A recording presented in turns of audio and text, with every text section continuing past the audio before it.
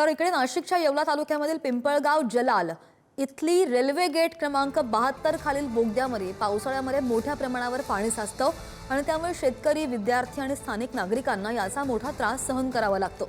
अनेकदा विद्यार्थ्यांना शाळेमध्ये जाताना येतच नाही, तर शेतकऱ्यांची सुद्धा शेतीकडे ये-जा अडते। त्यामुळे पावसाळ्यामध्ये जरी रेल्वे गेट क्रमांक 72 सुरू करण्याची मागणी नागरिकांनी केली आहे।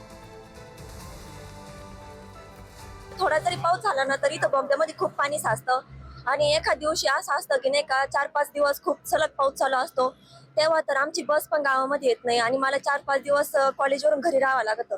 तर आमच्यावाली ही इच्छा आहे का तुम्ही आम्हाला नाही का आमचं गेट पहिले जसं चालू होतं तसं चालू करून द्यावं। आम्हाला पेपरला पण जाता येत नाही एखाद्या वेळेस।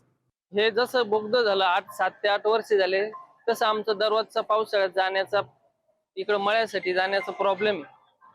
पाणी उपसल्या जात नाही, आम्हाला शेतीचे कामं करायला अडचण येते।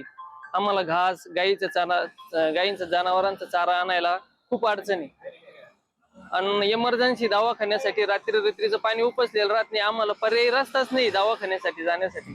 त्याची शासनानं रोजच्या रोज दखल घेतली पाहिजे।